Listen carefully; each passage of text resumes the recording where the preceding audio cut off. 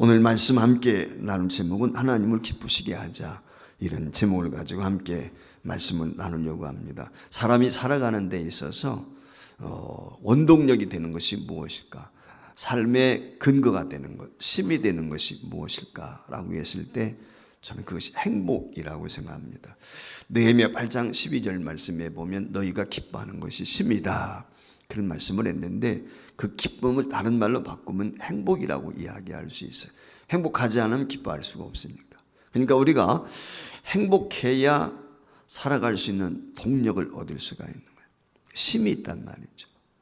아무리 돈이 많고 명예가 있고 출세했다 할지라도 기쁨이 없으면 행복하지 못합니다. 감격이 없으면 행복할 수가 없어요.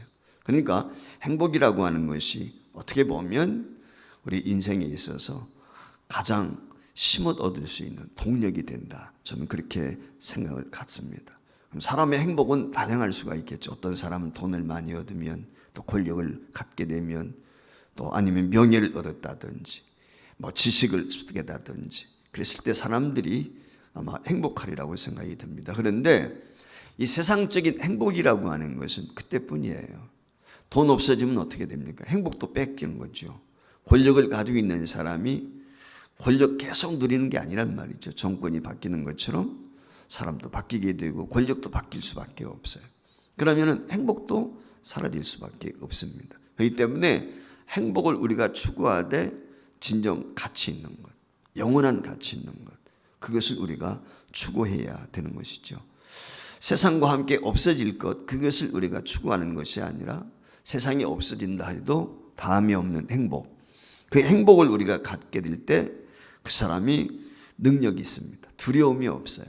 어떤 경우에도 담대할 수 있다, 저는 그렇게 믿습니다.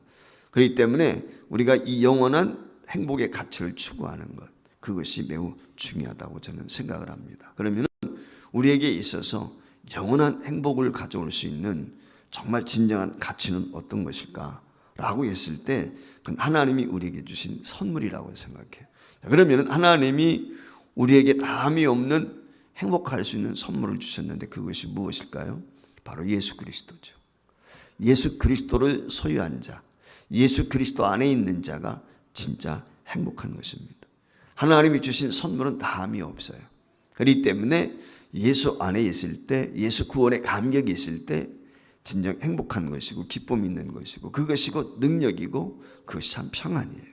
그렇기 때문에 우리는 하나님이 우리에게 주신 놀라운 분보, 즉 예수 그리스도, 이 놀라운 특권을 저와 여러분이 누려야 될 줄 믿습니다. 예수 안에 있으면 실증이 없습니다. 예수에게 사로잡힌 자에게는 지치지 않습니다. 예수와 함께하는 자에게는 불행이 없다고 저는 생각해요. 낙심이 없습니다. 그렇기 때문에 예수 안에 있다는 것이 얼마나 귀한지 몰라요. 그래서 예수 그리스도를 내 마음에 영접했다, 주님과 내가 함께한다, 이 예수님의 선물을 받은 사람, 가장 귀한 선물이에요. 이것이 그 어떤 것보다도 귀한 선물, 바로 이 예수 선물로 인해서 저와 여러분이 오늘 또 기뻐하고 또 여러분이 살아가는 동력이 되고 또 그 예수 그리스도를 통해서 힘을 얻고 승리할 수 있기를 주의 이름으로 축복을 드립니다. 저와 여러분이 예수님을 모셨습니까? 그렇다면 행복한 사람이에요. 예수님과 함께하는 사람, 그 사람이 진짜 행복한 사람인 것입니다. 그런데 하나님께서 우리에게 이 예수 그리스도를 통해서 저와 여러분에게 주신 선물 중에 하나가 무엇이냐면 믿음이라고 하는 거예요. 그러니까 예수 그리스도와 함께 저와 여러분에게 주신 선물이에요. 그러니까 이 믿음이라고 하는 것이 굉장히 중요한 이유가 뭐냐면 우리가 하나님을 기쁘시게 할 수 있기 때문에 그래요. 자, 히브리서에 보면은 뭐라고 그랬습니까? 믿음이 없이는 하나님을 기쁘시게 할 수가 없단 말이에요. 그래서 로마서 14장 18절 말씀에 보면은 그리스도를 섬기는 자는 하나님을 기쁘시게 하며 그랬어요. 진짜 예수쟁이는 하나님을 기쁘시게 할 수밖에 없어요. 하나님이 기뻐하는 성도예요. 우리가 다윗이라고 하는 사람, 이새의 아들 다윗이 어땠습니까? 하나님께서 이새의 아들 다윗을 만났을 때 내 마음에 들었다고 그랬거든요. 한마디로 말하면 하나님의 기쁨이 됐다는 거예요. 그럼 다윗이 하나님의 기쁨이 될 수 있는 이유는 어디 있었을까요? 그것은 믿음의 사람이었기 때문에. 다른 데 이유가 있잖아요. 실수 많았어요. 죄도 지었어요. 살인자입니다. 가정 파괴범입니다. 그런데도 하나님의 기쁨이 될 수 있었던 이유는 그런 절대적인 신앙이 있었어요. 하나님을 전적으로 신뢰했단 말이죠. 그 결정적인 믿음이 어디서 나오냐면 골리앗과의 전투에서 나오거든요. 그 나이 어린 소년이지만 그 골리앗과 전투에서 하나님을 기쁘시게 하는 믿음이 그에게 있었다는 것이죠. 이것이 다윗이 위대할 수 있는 비결이었습니다. 여러분 아시는 것처럼 11에서 11장 6절 말씀에 보면 뭐라고 그랬어요? 믿음이 없이는 하나님을 기쁘시게 할 수 없다. 그렇게 분명히 우리에게 말씀을 했어요. 근데 하나님을 기쁘시게 하는 이 믿음이라고 하는 건 한번 생각해 보세요. 자, 내가 믿음을 가지면 누가 기뻐해요? 하나님이 기뻐해요. 근데 이 믿음이 누구를 위한 거예요? 이 믿음이. 내가 가지고 있는 믿음이 하나님을 위한 거예요? 나를 위한 거예요? 솔직하게 한번. 누구를 위한 거죠? 생각 안 해보셨어요? 내가 믿음이 좋다. 그럼 누가 좋은 거야? 누가 좋으냐니까? 생각들 안 해보셨어요? 여러분 내가 아무리 믿음이 큰 믿음이 있다 할지라도 그 믿음은 하나님 앞에는 사실 아무 쓸데가 없어요. 믿음은 내게 유용한 거예요. 내게 유익한 거죠. 내가 믿음이 좋다고 해서 하나님 앞에 덕이 된 게 없다고요.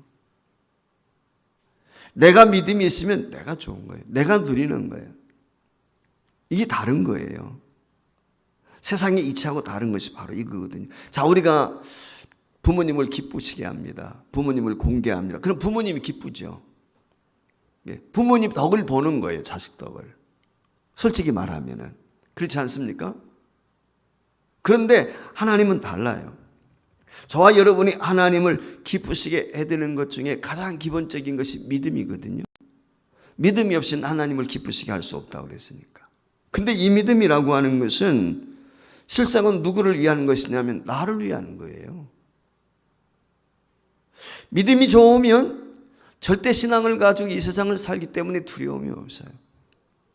어떤 문제 앞에 직면하게 되었을 때 그 문제를 해결할 수 있는 하나님의 능력과 권능을 덧입을 수가 있는 거예요.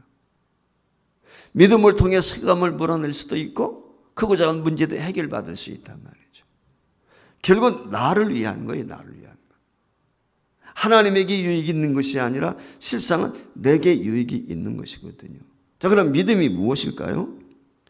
하나님께서 내게 독생자를 보내주셨다. 하나님의 아들 예수 그리스도를 내게 보내주셨다. 이거 믿는 거예요. 그게 단지 믿음이거든요. 이 믿음이 순전히 나를 위한 것이다 라고 하는 걸 여러분들 기억했으면 좋겠어요. 믿음으로 기도해서 믿음으로 기도해서요. 목사님이 그런 얘기한단 말이죠. 믿음이 좋았으면 좋겠다 그런 얘기한단 말이죠. 그 하나님을 위한 게 아니에요. 세상은 나를 위한 거예요. 우리가 착각하지 않으면 안 돼요. 이 점을 잘 명심해야 돼요. 여러분 내가 믿어서 내 죄사함을 받는 거예요. 그렇지 않습니까? 그 믿음 때문에 내가 용서를 받고 그 믿음 때문에 내가 복을 받고 그 믿음 때문에 내가 건강을 얻고 그 믿음 때문에 하나님께서 내게 주신 축복을 사모할 수가 있는 것입니다. 그런데 하나님께서 이 믿음을 보시고 저와 여러분을 기뻐하시는데 뭔가 하나님이 받으셔서 행복한 것이 아니라 당신의 피조물이 인간이 받아서 하나님이 기쁘신 거예요. 그러니까 하나님의 기쁨은 뭐냐면 저와 여러분들이 하나님이 준비해 놓으신 선물, 하나님이 준비해 놓은 놀라운 축복을 믿음으로 받아 누리게 될 때 하나님이 기뻐하시는 거예요. 이걸 우리가 명심을 해야 돼요. 성경 전체를 한번 살펴보시길 바랍니다. 성경에 보면 믿음의 사람들 모두 다 하나님의 사랑을 받은 사람들이에요. 믿음의 사람들. 저는 믿음의 조상인 아브라함에 대해서 종종 생각할 때가 있습니다. 본래부터 아브라함이 믿음이 좋았을까? 우리가 그런 생각 한번 해볼 수 있거든요. 그게 믿음의 조상이라는데. 근데 실상은 그렇지 않았어요.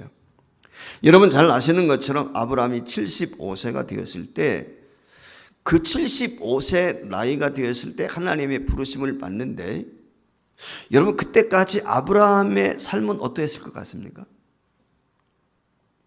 제가 볼 때는 75세까지 아브라함의 삶은 평범했거나 아니면 별 볼 일 없는 사람이었겠다. 저는 그런 생각을 지울 수가 없습니다.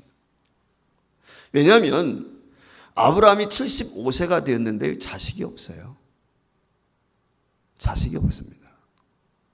아브라함이 75세가 됐는데 기업이 없습니다. 땅이 없습니다.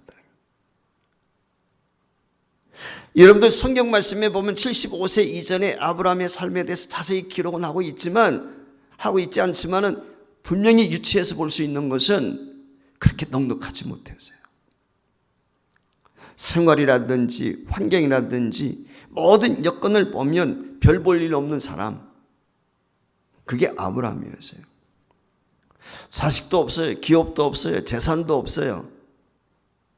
우리는 그렇게 생각할 수가 있어요. 왜냐하면 창세기 12장 5절 말씀에 보면 이렇게 기록이 되어 있거든요. 하란에서 모든 소유와 얻은 사람을 이끌고 가나안 땅으로 그가 떠났다고 그랬어요. 여기 하란에서 아브라함이 얼마나 재산을 얻었는지는 모르겠어요. 설령 아브라함이 가지고 있는 재산이라 할지라도 그 재산은 아브라함 게 아니에요. 사실은 아버지 데라고 하셔야 되라.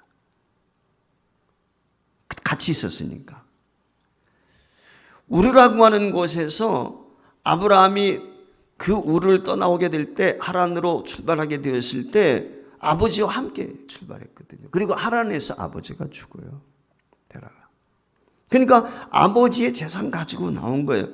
근데 그 재산이라고 하는 것이 별 볼 일 없어요. 그 이유가 아브라함은 어떻게 보면 아버지의 영향을 받았으리라고 생각이 되는데, 여러분 잘 아시는 것처럼 이 아브라함의 아버지 데라는요 우상 숭배자입니다.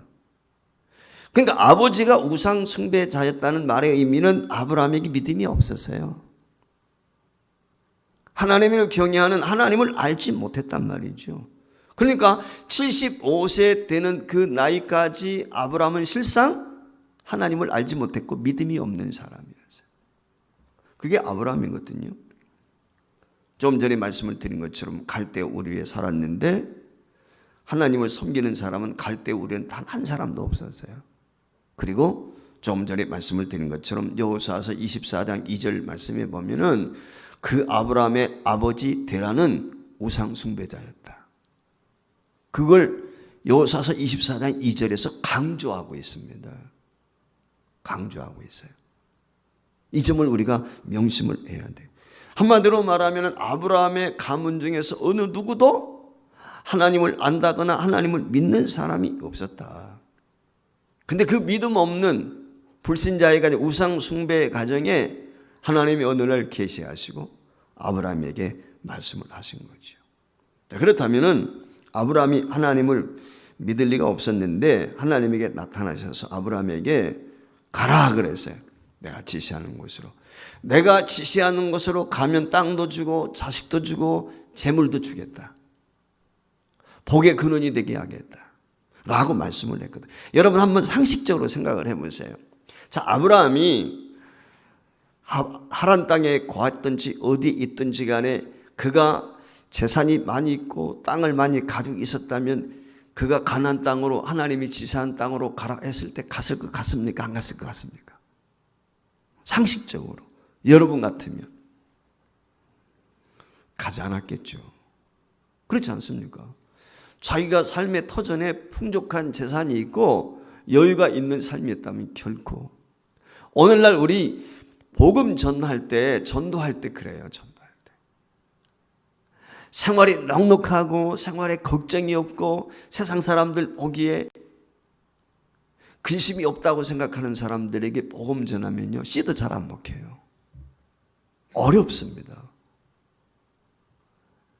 뭔가 문제가 있고 뭔가 고달픈 게 있고 남들이 볼 때는 잘 사는 것 같지만 가만히 그 속에 들어가 보면 갈등도 있고 다툼도 있고 상처가 있고 아픔이 있을 때 그때 그거 터치해 주니까 예수 믿기 주님 앞에 나오죠. 멀쩡해가지고 주님 앞에 나오는 사람 많지 않아요. 이걸 우리가 한번 생각해 봐야 돼요. 그러니까 이 아브라함이라고 하는 사람은 75년 동안 살아오면서 하나님에 대해서 전혀 알지 못했던 사람입니다. 그리고 그가 100세가 되어서 아들을 낳게 되거든요. 그 100세까지 75세에서 100세 25년 동안인데 25년 동안의 아브라함의 행위를 보세요. 믿음의 행위를 보세요. 어때? 계속 실패하는 거예요. 하나님 믿어라 믿어라 하시면서 그를 이곳저곳으로 인도하시는데도 불구하고 아브라함은요, 물론 제단도 쌓고 그러지만은 실수가 많아요. 그래서 자기 아내를 누이라고 2번씩이나 하지를 않는가? 이게 아브라함의 실상이거든요. 우리가 사도신경은 어떻게 보면 사도들이 우리의 신앙 고백, 성경에 나와 있는 말씀을 토대로 해서 우리가 믿는 교리를 5가지로 함축해 놓은 거예요. 축약을 해 놓은 거예요. 아브라함에게는 이런 믿음이 없었어요, 실상은.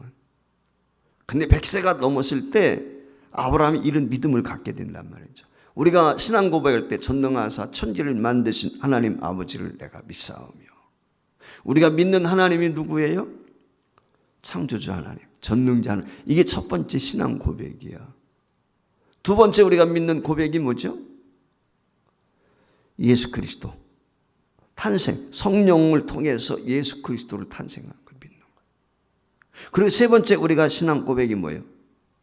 성령으로 잉태하신 동정녀 마리아에게 예수 그리스도가 우리의 구주이심과 더불어서 그분이 동정녀 마리아에게 나셨다. 성령으로 잉태했다. 그리고 또 하나 믿는 것이 우리가 무엇입니까? 예수님의 십자가의 죽으심과 부활이에요. 그리고 마지막 5번째 우리가 믿는 것이 뭐냐면 주님의 재림과 심판이에요.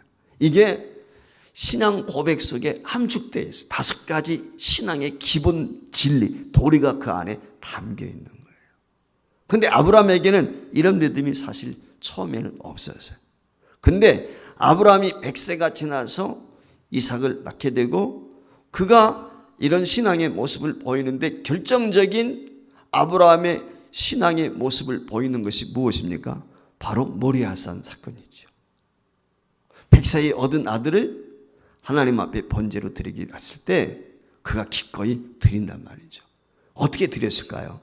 그 믿음이 하나님 앞에 인정을 받거든요. 이제야 내가 나를 경외하는 줄을 알겠다. 하나님이 그렇게 말씀하시면서 이 아브라함이 이삭을 제물로 드리려고 할 때 순양을 준비해 놓으셨단 말이에요. 아브라함에게 어떤 믿음이 있어요? 부활신앙이 있는 거예요. 하나님께서 이 이삭을 다시 살리실 것을 믿었단 말이에요. 우리의 신앙 고백과 똑같은 거예요. 욥에게도 다윗에게도 이 부활신앙이 다 있어요. 구약 성도들이라고 해서 부활신앙이 없는, 아니에요. 구약에 나와 있는 모든 신앙의 유인들은 부활신앙을 다 가지고 있었어요. 동일한 거예요, 우리의 믿음과. 그런 신앙 고백이 있었기 때문에, 그런 믿음이 있었기 때문에 그들이 하나님을 기쁘시게 하는 자. 그러니까 하나님을 기쁘시게 하는 믿음은 어떤 믿음이어야 되느냐? 첫 번째 기억할 것은 행함이 있는 믿음이에요. 행위가 있는 믿음. 우리 주님께서도 그런 말씀을 했잖아요. 나보고 주여 주여 하는 자마다 천국에 들어가는 것이 아니다. 내 아버지의 뜻대로 행하는 자. 행함이 없는 믿음은 무슨 믿음? 성경이 죽은 믿음이라고 그래요. 죽은 믿음이란 말은 믿음이 없단 말이에요. 죽었는데 뭐가 있어요? 살아있어야 싹이 나고 열매도 맺고 역사가 있는 것이지, 죽었는데 어떻게 무슨 역사가 있어요? 죽어진 믿음은 의미가 없단 말이죠. 그러니까 하나님을 기쁘시게 하는 믿음이라고 하는 것은 행위와 연결되어지는 믿음이란 말입니다. 믿음은 선물이에요. 하나님이 우리에게 주신 선물이에요. 근데 그 믿음은 누구를 위해서 주신 거예요? 나를 위해서 주신 거예요. 하나님 당신을 위한 것이 아니라 우리를 위한 거예요. 그 하나님이 주시는 믿음을 통해서 예수 그리스도를 나의 주 나의 하나님으로 믿음으로 고백함으로 영생을 얻게 하시는 거예요. 그리고 그 믿음에 따라서 우리가 살아가는 동안에 하나님이 우리에게 그 행실을 보시고 놀라운 축복을 우리에게 주시는 거거든요. 서두에도 제가 말씀을 드렸지만 믿음은 하나님에게 유익하기 위한 것이 아니라 나를 유익하게 하기 위한 것이다. 이 믿음, 즉 행함이 있는 믿음이 하나님을 기쁘시게 하는 것이고, 행함이 있는 믿음의 소유자가 행복할 수 있는 거예요. 내가 왜 행복하지 못한가? 이유는 하나, 행함이 없는 믿음이 살아있는 믿음이 없기 때문에 그래요. 살아있는 믿음의 소유자는 행복할 수밖에 없어요. 그게 성령이 우리에게 가르쳐주고 있거든요. 데살로니가전서 4장 1절 말씀을 한번 보여주시는데 같이 읽어보겠습니다. 너희가 마땅히 어떻게 행하며 하나님을 기쁘시게 할 수 있는지를 우리에게 배웠으니 곧 너희가 행하는 바라. 더욱 많이 하나님을 기쁘시게 하는 것이 뭐라? 너희가 우리에게서 배웠는데 행하는 바를 더욱 행함 있는 믿음이라는 거예요. 그러니까 행함이 없는 믿음은 죽은 믿음이고 하나님을 기쁘시게 할 수가 없어요. 이 점을 우리가 명심해야 돼요. 그래서 여기 데살로니가전서 4장 1절 이하에 나온 말씀을 보면 그런 행함이 있는 믿음이 무엇일까? 3절, 4절, 5절, 7절 계속해서 가다 보면은 그 말씀이 무엇을 우리에게 요구하냐면 거룩이에요. 거룩. 거룩이란 무엇입니까? 구별됐단 말이에요. 교회라고 하는 것이 에클레시아, 세상과 구별된 거예요. 실상은.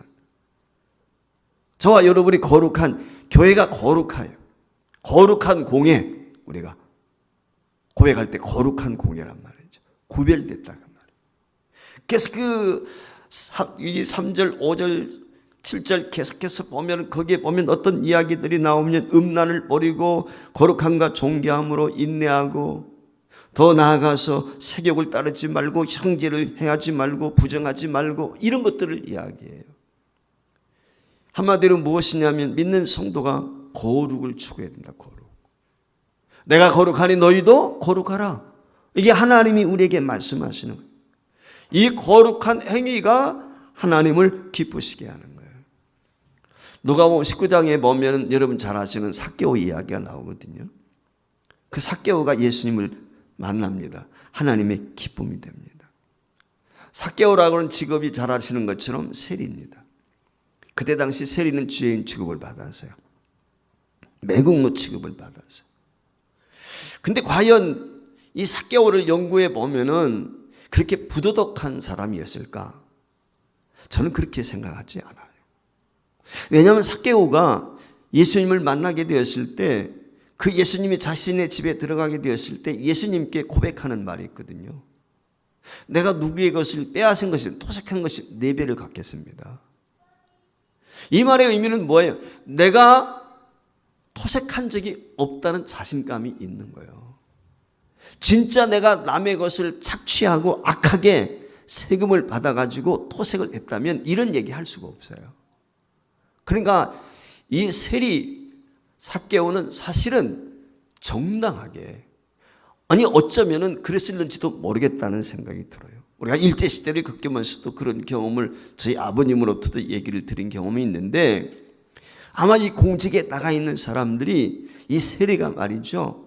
어쩌면은 어렵고 힘든 사람들에게는 세금도 탕감해 줬을는지도 모르겠어요. 저는 그런 생각도 한번 가져봐요.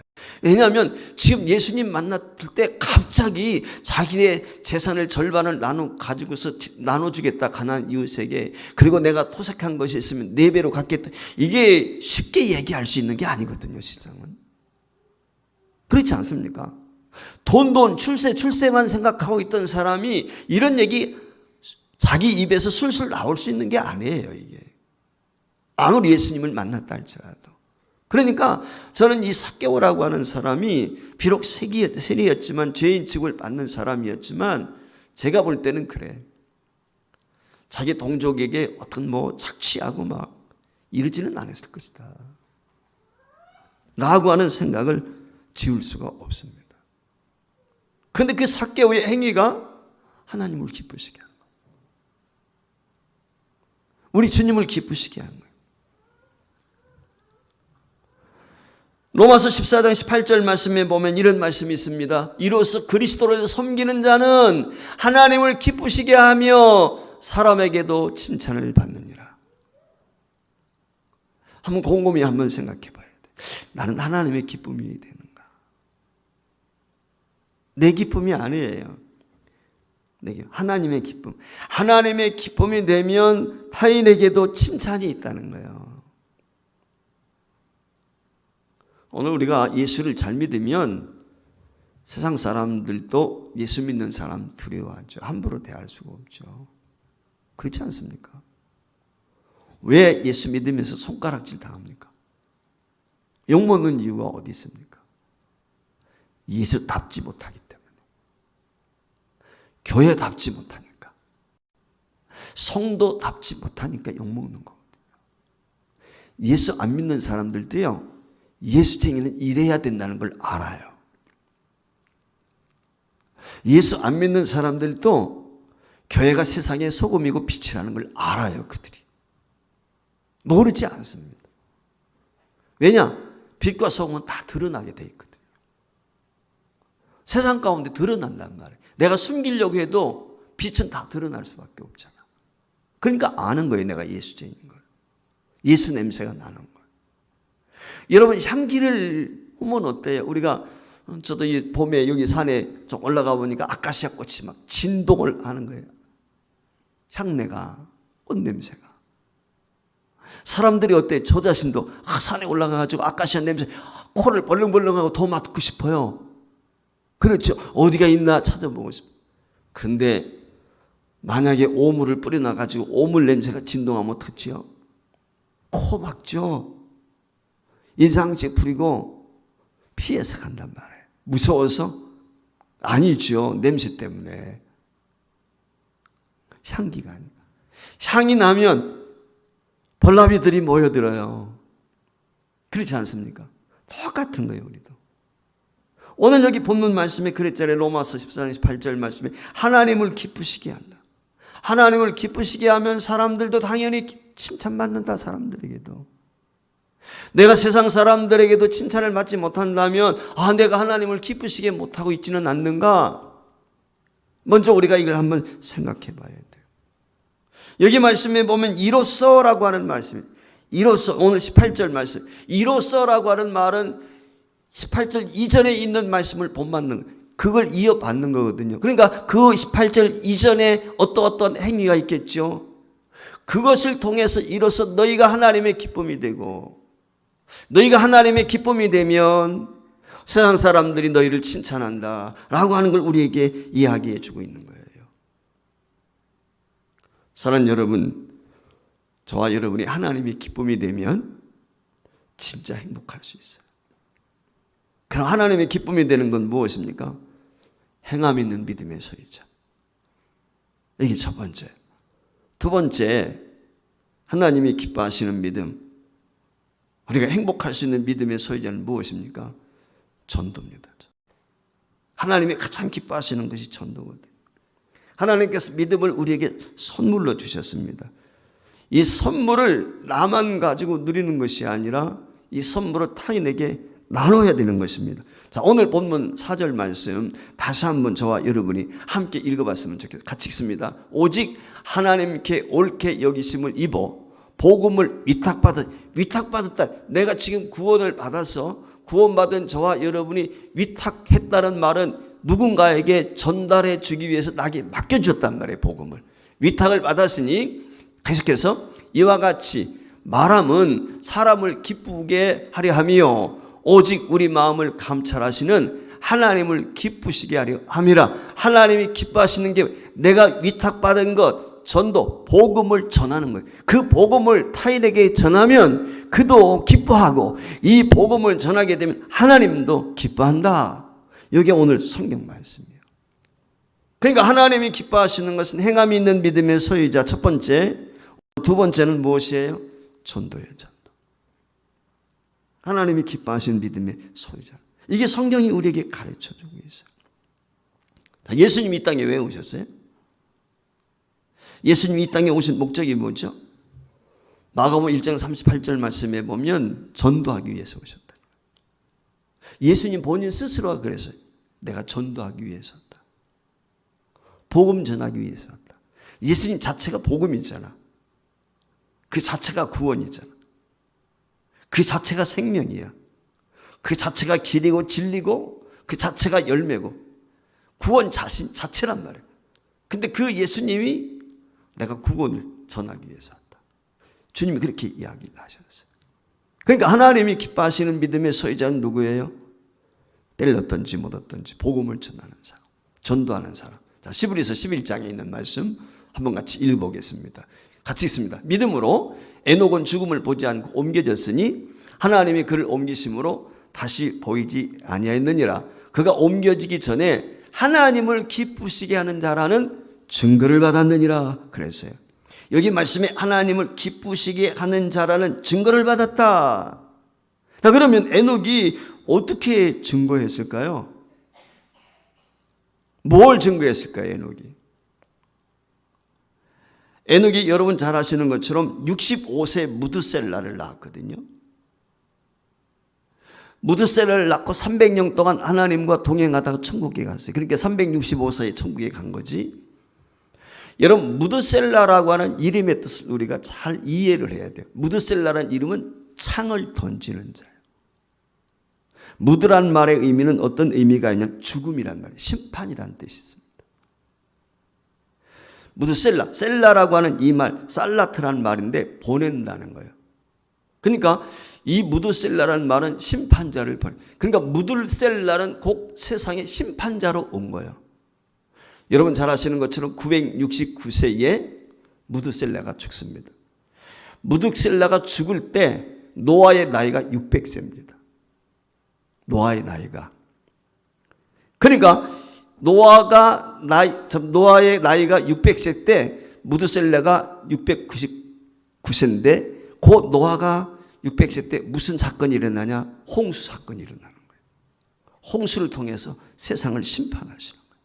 그래서 에녹은 그 무드셀라를 낳고 하나님의 심판에 대한 계시를 받은 거예요. 그래서 그가 하나님과 동행했다는 거예요. 그리고 하나님과 동행하면서 무엇하게 했어요? 전도했죠. 복음을 전한 것입니다. 무드셀라가 라멕을 낳거든요. 라멕이 노아를 낳았단 말이에요. 그러니까 노아에게선 이게 증조 할아버지죠. 에녹이. 그 에녹 때에 하나님께서 무드셀라, 그러니까 노아에게는 할아버지가 되는 거죠. 그 할아버지가 이 땅에 왔을 때 무드셀라를 통해서 하나님이 날 이 땅에 보내주셨는데 심판하기 위해서 보내셨어. 아마 얘기를 들었으리라고 생각해요. 그리고 그 이야기를 들은 이 노아가 120년간 배를 만듭니다. 남들이 다 욕해요. 그런데도 불구하고 하나님의 심판을 전해들은 그 증조 할아버지로부터 이와 같은 이야기를 무드셀라 그 아버지 라멕 아마 그런 얘기를 전해 들었겠지요. 내가 죽는 그때에 세상이 심판할 거야. 하나님이 심판할 거야. 그 얘기를 들었을 거란 말이에요. 그리고 그 얘기를 듣고 난 후에 120년 동안 방주를 만들었다는 거예요. 산속에서 만든 게 아니에요.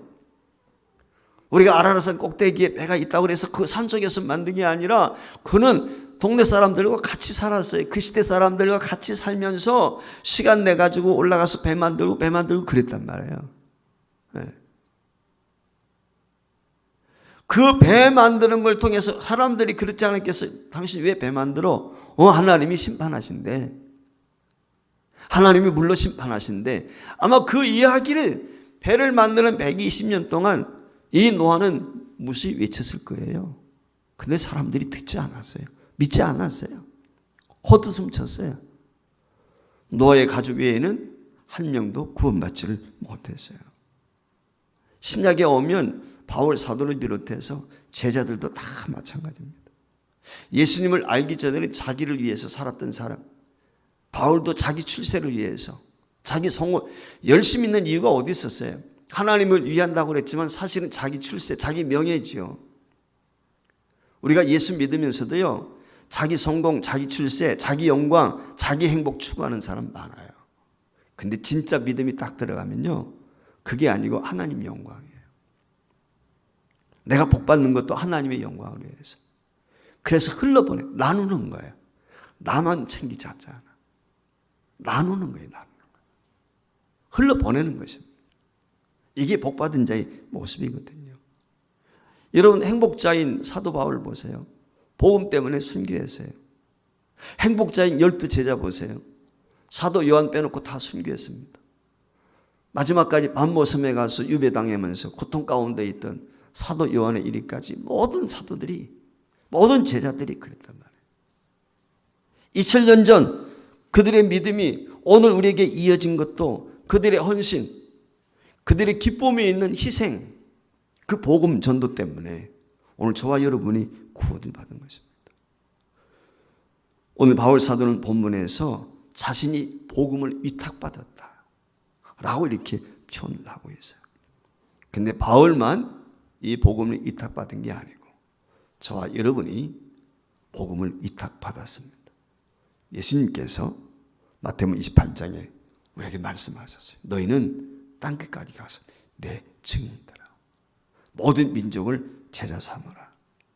복음을 전하여 주님의 제자로 삼는 것은 하나님을 기쁘시게 하는 것입니다. 그렇기 때문에 전도는 우리에게 축복인 동시에 하나님의 기쁨이 되는 거죠. 우리의 믿음의 행위가 하나님을 기쁘시게 합니다. 우리가 믿음으로 복음을 전하는 것이 하나님의 기쁨입니다. 하나님께 영광이 되는 것입니다. 그것이 곧 우리의 행복이고 그것이 축복의 지름길이다 라고 하는 것을 기억하면서 전도 쉽지 않죠. 복음 전하는 거 어렵습니다. 쉬우면 주님이 부탁하지 않았겠죠. 그런데 그 어렵고 힘든 것이지만 저와 여러분에게 주님이 사명을 주셨어요. 위탁하셨어요. 대사로 저와 여러분을 임명해서 위탁을 했단 말이에요. 그 사명을 믿음으로 감당하게 될 때 하나님께서 영광을 받으시고 저와 여러분이 진짜 신앙 안에서 행복자로 하나님께서 놀라운 은혜와 축복을 주시라고 믿습니다. 이 은혜가 있기를 주의 이름으로 축원을 드립니다.